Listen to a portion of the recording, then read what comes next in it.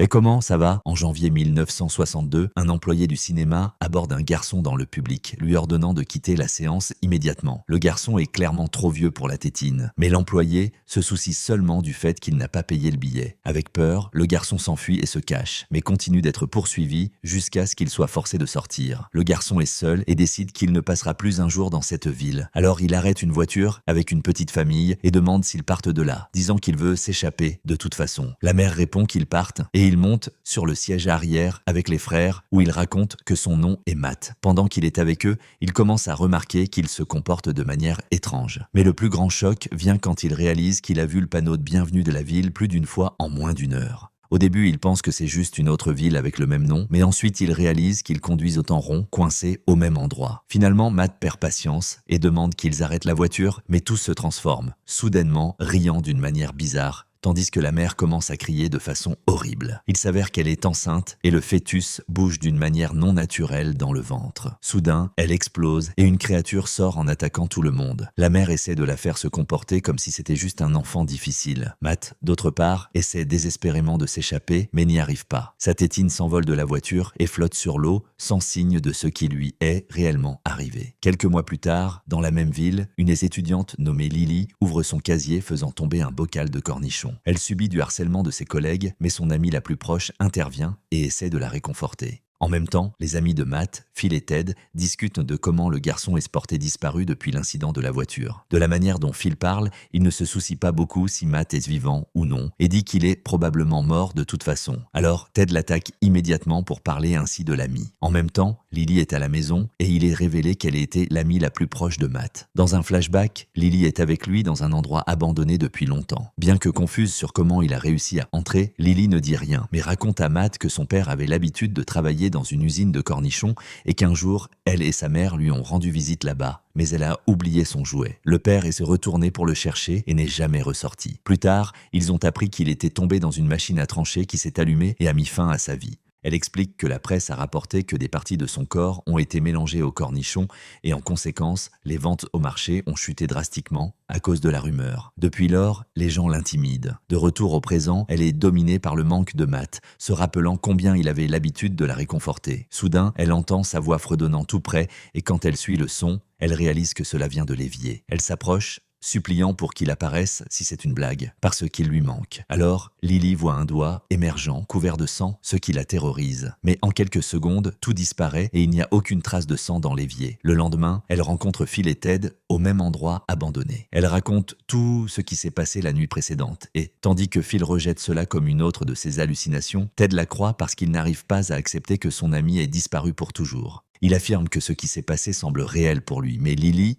n'accepte pas la façon de penser de Ted, demandant comment il peut juste sentir et ne pas être sûr. Alors, elle les laisse et s'en va cette nuit-là. Pendant que Ted est dans sa chambre, l'électricité se coupe seulement dans la zone autour de lui. Et chaque fois qu'il allume une source de lumière, elle s'éteint. Soudain, il remarque le contour d'une silhouette se formant dans la lampe à côté de lui. Quand il essaye de reculer, la silhouette commence à bouger dans sa direction. Ted commence à crier jusqu'à ce que ses parents courent dans la chambre, mais tout a déjà disparu. Plus tard, il rencontre les amis au même endroit et raconte tout ce qui lui est arrivé. Alors, il décide de creuser plus profondément dans la disparition de Matt. Phil, qui n'était pas convaincu, ressent maintenant de la peur et dit que c'est son tour, donc ils doivent faire quelque chose. Ils vont à la bibliothèque et réunissent des articles de journaux et des rapports écrits par la presse sur la disparition de Matt, découvrant que la dernière personne à le voir fut une employée du cinéma nommée Ronnie. Ils vont vers elle, mais elle dit qu'elle n'a rien de nouveau à dire et demande de la laisser en dehors de tout ça, parce que sa famille pourrait être lésée. Cependant, alors qu'ils s'éloignent, elle les entend parler de la musique qu'ils ont entendue dans les tuyaux. Alors, Ronnie les appelle et dit que la même chose lui est arrivée et comme elle veut mettre fin à ce cauchemar, elle suggère qu'ils unissent leurs forces pour essayer de trouver une solution ensemble. La première étape est de retourner au même cinéma, s'asseoir dans la même salle et regarder le même film, espérant que cela puisse les mener à quelque chose, surtout parce que le fredonnement qu'ils ont entendu dans la voix de Matt était la même mélodie du film qu'il avait regardé. Un des garçons dit qu'il regrette d'avoir pu l'empêcher de faire ce qu'il a fait avec lui-même. Un autre dit qu'il n'aurait jamais dû le pousser et aurait dû l'aider. Et le dernier souhaite lui avoir rendu visite à son anniversaire, comme il l'avait demandé. À ce stade, il devient clair pourquoi Matt était si seul et si désespéré de quitter la ville. Soudain, Matt apparaît dans le film à côté de la famille avec laquelle il a fait du stop, ceux qui ont promis de le sortir de la ville. Il tient leur nouveau-né dans ses bras et commence à leur parler, disant qu'il est avec cette famille à cause d'eux, parce qu'ils lui ont menti. Soudain, sa voix change, son rire devient terrifiant et sans avertissement, il leur jette le bébé. La créature sort de l'écran, attaque les garçons et les tue brutalement. Elle se tourne ensuite vers Lily, mais Ronnie intervient pour l'aider. Elles réussissent à s'échapper avec Ronnie claquant la porte avec force pour qu'elle ne puisse pas les attaquer à nouveau. À ce moment, Lily est horrifiée de réaliser qu'elle tient un bras dans ses mains et pousse un cri de pur choc. Le lendemain, la police commence à surveiller la maison de la famille de Ronnie puisque c'est maintenant le deuxième incident où elle a été présente et a été témoin de ce qui s'est passé. Ils commencent à suspecter sa famille, en partie parce qu'ils sont des personnes noires et à cette époque, il y avait un préjugé et une haine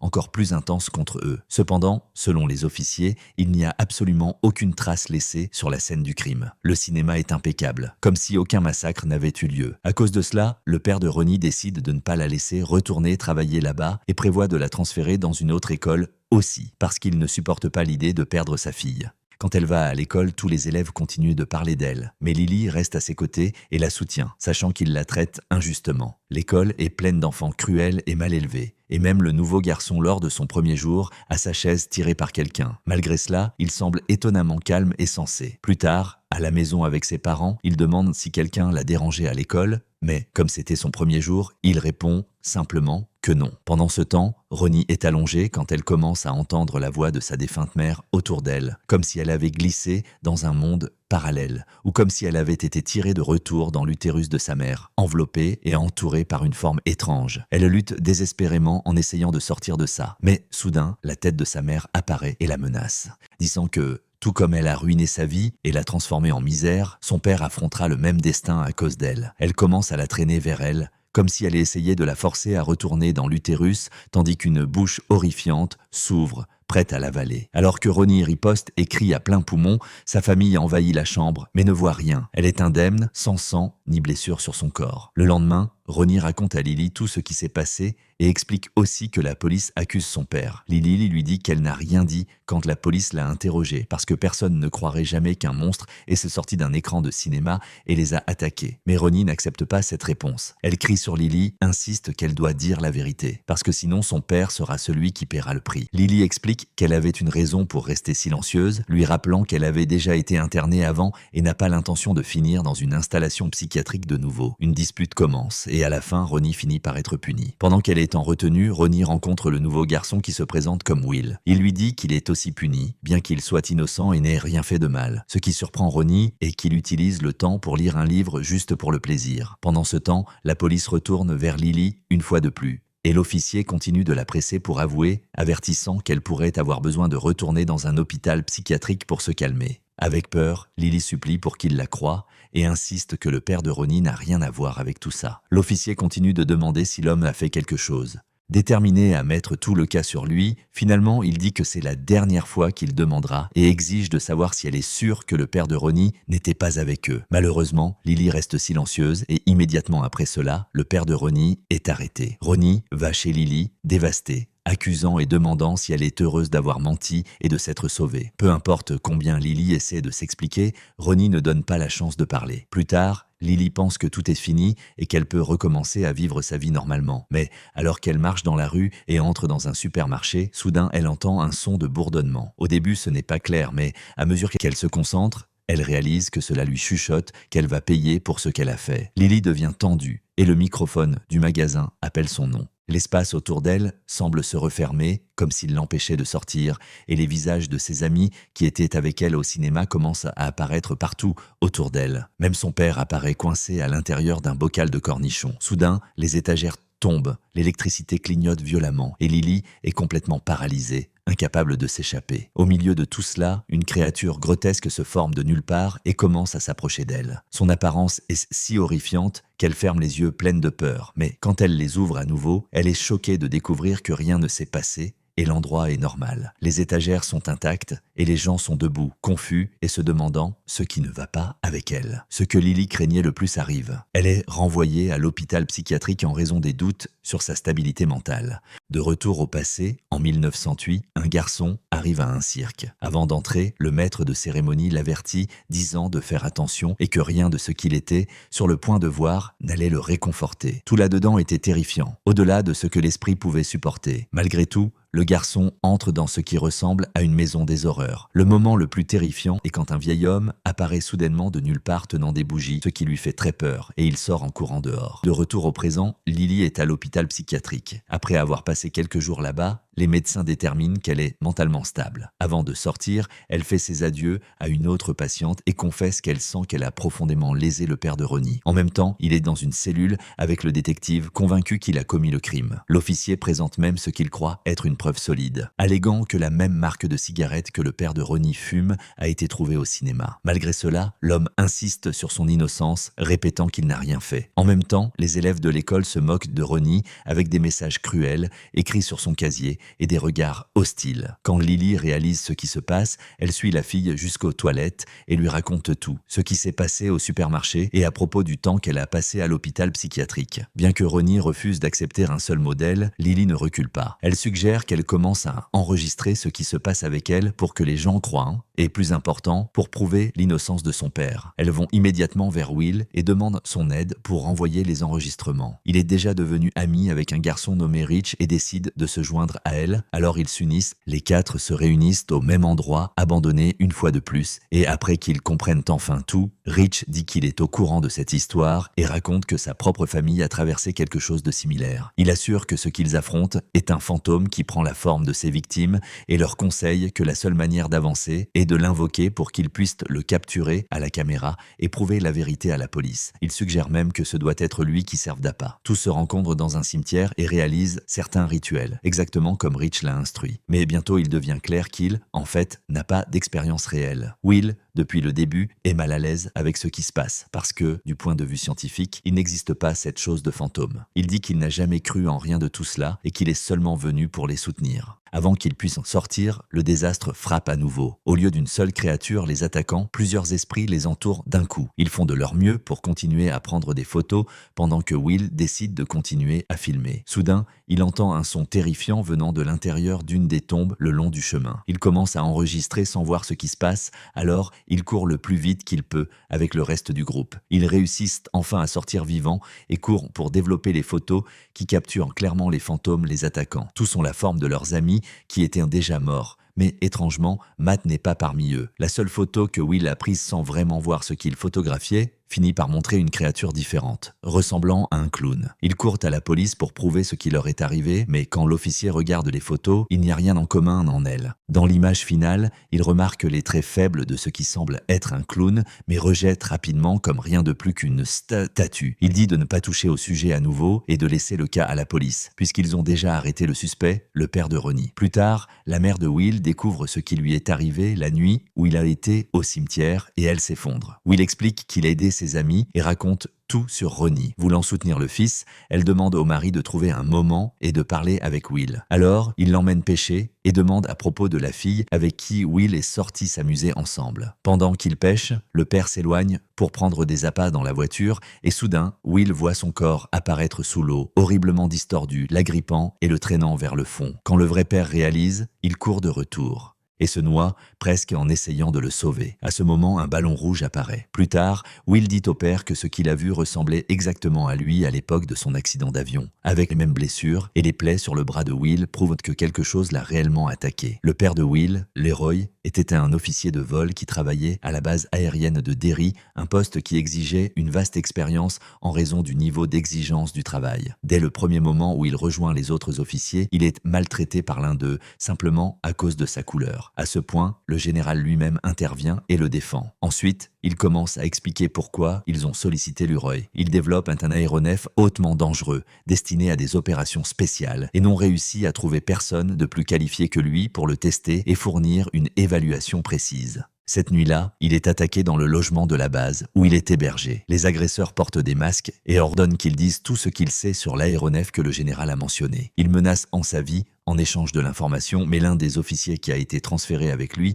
réussit à le sauver à temps. Plus tard, cependant, Leroy découvre que le général lui-même a envoyé ses hommes pour tester son niveau de loyauté. Il est choqué d'apprendre que la vraie raison de sa présence n'a rien à voir avec l'aéronef, mais il ne peut pas savoir la vérité encore. Pour l'instant, tout ce qu'il a à faire est de suivre les ordres et de les accomplir jusqu'à ce qu'il décide qu'il est prêt. Finalement, l'heure arrive et le général est emmené dans un laboratoire secret où Leroy découvre que ce sur quoi il travaille est pour les aider à atteindre une créature qui menace la ville de Derry depuis de nombreuses années. À ce moment, il réalise qu'il s'est impliqué dans quelque chose de très grand, surtout parce que sa famille vit avec lui au même endroit. Il semble que la créature sent ce qu'ils essaient de faire parce qu'elle commence à envoyer des avertissements, comme quand ils découvrent une voiture contenant des corps qui se décompose depuis longtemps. L'assistant du général explique l'histoire derrière la voiture, lui disant qu'elle a une fois appartenu à une famille que la créature a tuée il y a longtemps parce qu'il la cherchait. Cela sert comme un avertissement, s'il la cherche aussi, elle les détruira de la même façon. Malgré cela, le général reste impassible et insiste que Leroy participe à cette mission. De retour au passé, il est révélé que le garçon qui est allé au cirque des horreurs est le général lui-même. Après que l'étrange vieil homme lui soit apparu, il a couru hors du cirque terrorisé et est allé vers le père, qui lui a donné un lance-pierre, disant que c'était pour qu'il n'ait plus jamais peur de personne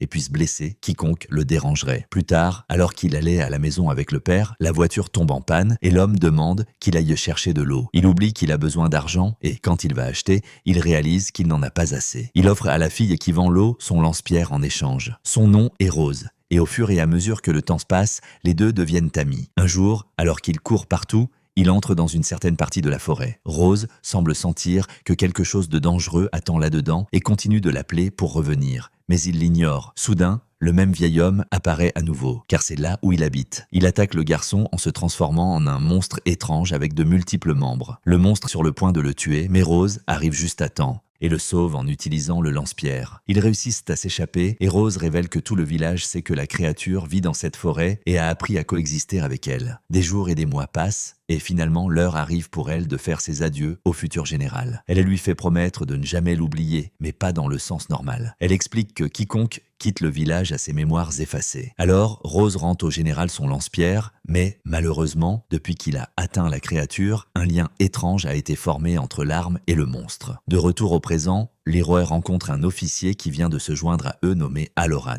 Il doit les aider à localiser la créature en utilisant une méthode plus originale. Quand il embarque dans l'aéronef, il tient une boîte contenant le lance-pierre du général. Dès qu'il le touche, il commence à se voir dans un endroit complètement différent et donner des directions précises sur où ils ont besoin de voler pour atteindre la créature. À travers ses compétences spéciales, Halloran se trouve à l'intérieur d'une grotte abandonnée, un long couloir plein de corps d'innombrables enfants. Dans sa vision, Halloran essaie de se sauver et de s'échapper. Mais, en réalité, son corps est en train d'ouvrir l'écoutille de l'aéronef. Leroy réussit à le sauver juste à temps. Et il réalise que la créature que le général veut contrôler est la même qui est entrée dans l'esprit d'Halloran, essayant de le mener à la mort. À partir de ce moment, Halloran et Leroy deviennent des amis intimes, ce qui fait que Leroy recourt et raconte tout ce qui est arrivé à son fils. Halloran ne lui ment pas et confirme que Will n'est pas en sécurité, conseillant à l'ami de quitter la ville le plus rapidement possible. Après cela, il va interroger un des habitants de l'endroit où le général a trouvé la créature quand il était enfant. Quand l'homme refuse de parler, Halloran entre dans son esprit et le voit comme un enfant, où son histoire se déroule enfin. Il s'avère que cette créature est apparue il y a des centaines d'années à l'intérieur d'un météore. Quand le météore est tombé sur la Terre, il s'est brisé en morceaux et ces fragments sont devenus la seule chose capable de contenir la créature. Quand le village a été fondé par les habitants originaux, ils ont choisi d'affronter le monstre. Leur chef a pris un fragment du météore pour pouvoir l'affronter et ils ont fait un accord. La créature ne quitterait jamais la forêt où elle a attaqué le général et qu'en échange, il ne la léserait ni ne chasserait sur cette terre. Plus tard, de nouveaux colons sont arrivés et ont brisé le pacte en chassant et en explorant la zone. En conséquence, la créature s'est retournée contre eux et a anéanti tout le monde. Les villageois originaux restants ont alors décidé de réunir plus de fragments du météore par n'importe quel moyen nécessaire, entourant la zone où la créature était piégée, qui est finalement devenue toute la ville de Derry. C'est pourquoi le monstre ne peut jamais quitter la ville. À travers ses compétences, Halloran est capable de localiser les fragments du météore limitant encore plus la portée de la créature et rendant possible de la contrôler. Quand Halloran voit la vérité, il réalise que la créature est le clown lui-même, capable de prendre n'importe quelle forme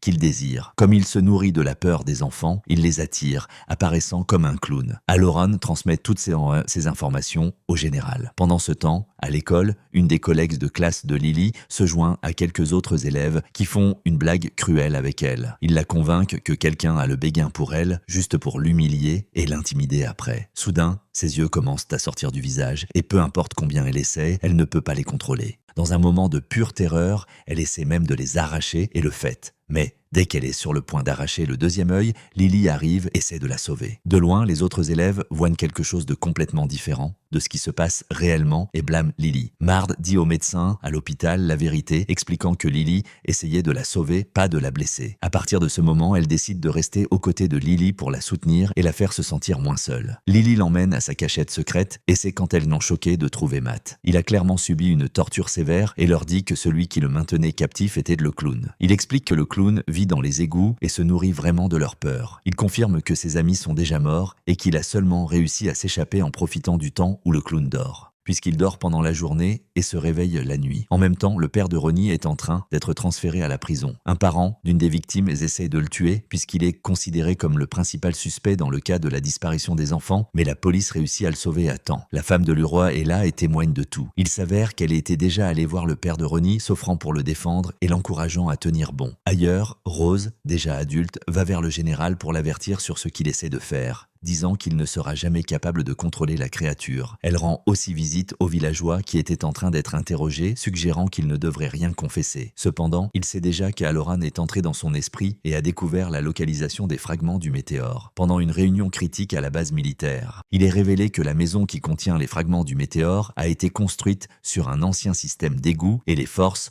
sont immédiatement mobilisées et envoyées là-bas. En même temps, les enfants réussissent aussi à arriver sur les lieux, espérant sauver quiconque est encore vivant et prouver l'innocence du père de Ronnie à la police. Les soldats sont avertis que n'importe quoi qu'ils voient peut ne passer que pour des hallucinations et que la créature peut facilement prendre la forme de quelqu'un proche d'eux. Le premier à expérimenter cela est Halloran. Quand la créature apparaît pour lui sous la forme de sa grand-mère et son grand-père, l'homme l'incite à ouvrir une boîte tandis que sa grand-mère supplie pour qu'il ne le fasse pas, l'avertissant de ne pas les croire. Après plusieurs tentatives, le grand-père tue la grand-mère. La boîte s'ouvre et des rires terrifiants remplissent l'endroit. Quant à Leroy et sa femme, elle apparaît devant lui. Mais il réalise immédiatement que c'est juste une autre illusion créée par la créature, alors il tire sur elle. Pendant ce temps, les enfants découvrent le corps de Matt dans l'eau, ce qui signifie que celui qui était avec eux était en fait le clown, pas lui. Au milieu de la panique, le corps de Matt continue de chanter et de répéter les mêmes paroles de la chanson du cinéma jusqu'à ce que le clown se révèle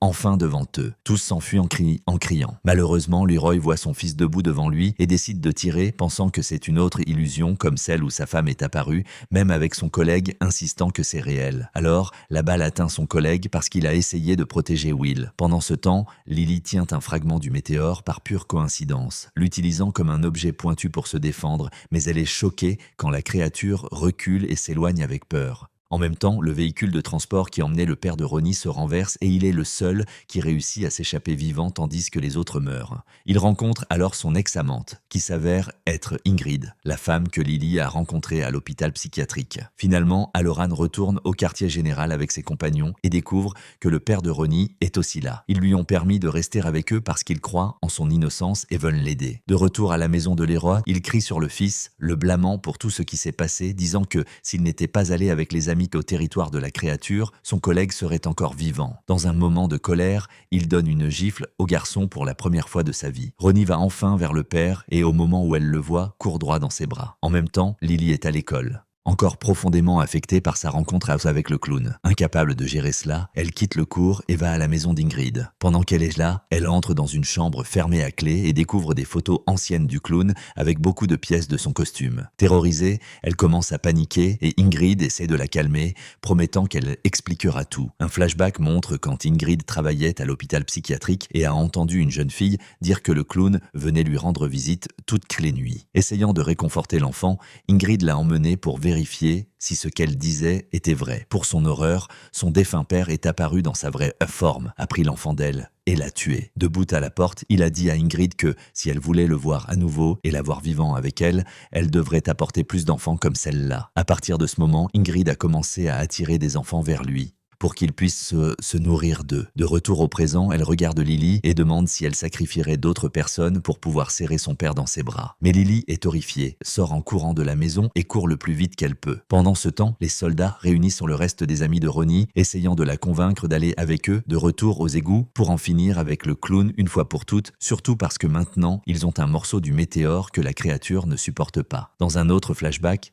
le clown Bob Gray est heureux, tandis que des garçons et des filles dansent autour de lui, avec la jeune Ingrid regardant fièrement. Étrangement, il semble gentil, aimable. Une nuit, un petit garçon s'approche de lui et dit qu'il n'arrive pas à trouver sa mère, demandant de l'aide pour la chercher. Le clown est sur le point de le congédier sans beaucoup d'intérêt, quand soudain, ils entendent des cris venant de la forêt, la même où la créature vit. Le garçon insiste que les cris sont la voix de sa mère. Alors, le clown prend le garçon par la main et le suit en direction du son. Après cela, rien ne reste du clown, sauf son foulard trempé de sang. À partir de ce moment, la créature prend la forme du clown et disparaît et réapparaît tous les 27 et 27 ans. De retour au présent, le père de Ronnie décide de se livrer pour que personne d'autre ne soit blessé à cause de lui. Mais l'officier oublie qu'ils sont dans un endroit qui est pratiquement une base militaire et le chef de la police incite une foule raciste à attaquer le lieu. De l'extérieur, de l'essence est jetée autour d'eux et en un instant, des flammes engloutissent l'endroit. La plupart des gens là-dedans perdent la vie. Halloran est stupéfait de découvrir que les seules choses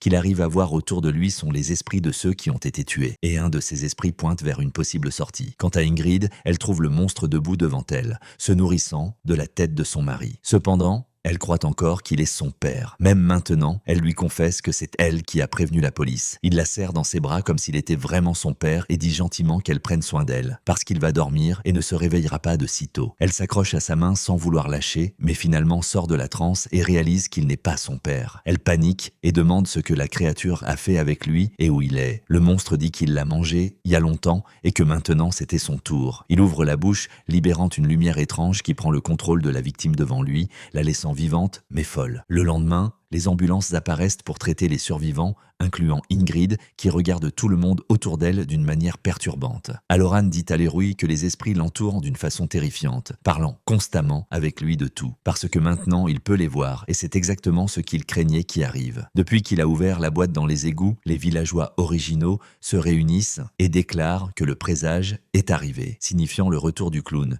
qui apparaît tous les 27 ans, ce qui signifie aussi qu'il disparaîtra bientôt, à nouveau, s'ils ne réussissent pas à le détruire. Leroy et sa femme visitent Rose, espérant qu'elle puisse indiquer une manière sûre pour Ronnie et son père d'échapper de Derry pour toujours. À ce moment, le villageois dans l'esprit duquel Halloran est entré apparaît et leur dit que la base militaire a trouvé un fragment du météore et l'a emporté. Même si la créature devait être en train de disparaître pendant cette période, Leroy va à la base et les menace avec son arme. Le général apparaît et confronte Leroy avec la vérité. Il sait maintenant qu'il ne fait pas tout ça pour le bien du peuple de la ville, mais purement pour utiliser la créature pour des intérêts politiques. Le général veut détruire une partie du météore pour réveiller le monstre à nouveau, et c'est qui arrive. Leroy n'arrive pas à les empêcher et il brûle le fragment. La créature se réveille une fois de plus, de retour à la maison de Leroy. Will est en train de parler avec son ami, qui raconte sur le moment où le collègue de classe est mort juste devant elle. Mais Will réalise que personne n'a vraiment vu comment l'ami est mort et il comprend que celui qui parle avec lui est le clown. Il apparaît derrière lui et commence à s'approcher. Will essaye de montrer qu'il n'a pas peur. Mais la créature réussit à sentir la peur et la terreur en lui, permettant qu'elle le contrôle, tout comme elle l'a fait avec Ingrid. À partir de là, le clown commence à prendre le contrôle de toute la ville. Elle est couverte par un brouillard épais, une annonce et c'est fait que les cours sont annulés et les élèves plus jeunes sont instruits d'aller à l'auditorium, rendant plus facile pour la créature de les contrôler. À l'intérieur du théâtre, le directeur de l'école les accueille et feint de faire un spectacle se moquant du clown. Soudain, le clown apparaît devant eux pour de vrai et tue le directeur. Les garçons et les filles sont terrorisés et essaient de courir pour sauver leur vie. Toutes les portes sont verrouillées. Le clown commence à les attirer avec son bourdonnement, libérant le même faisceau de lumière qu'il utilise toujours pour contrôler ses victimes. Cela domine tous et les emmène vers un endroit en plein jour, parce que c'est la limite finale de son pouvoir. Pendant ce temps, Ronnie et ses amis remarquent le brouillard épais se répandant dans la ville et quand elles sortent, elles trouvent des affiches pendues partout avec des photos de leurs collègues étiquetés comme disparus. Le nombre est effroyablement grand et elles voient la photo de Will parmi eux. Alors, elles commencent à suivre la traînée de sang que le monstre a laissée derrière et finissent par entrer dans une voiture qui par hasard est garée sur le chemin. En même temps, Leroy appelle pour vérifier son fils qui n'est pas encore rentré de l'école. Mais au lieu de cela, il est choqué d'entendre la voix du clown sur la ligne, disant que son fils est sain et sauf, mais il l'utilise juste comme appât jusqu'à ce que Leroy aille vers lui. L'homme panique, sans autre option,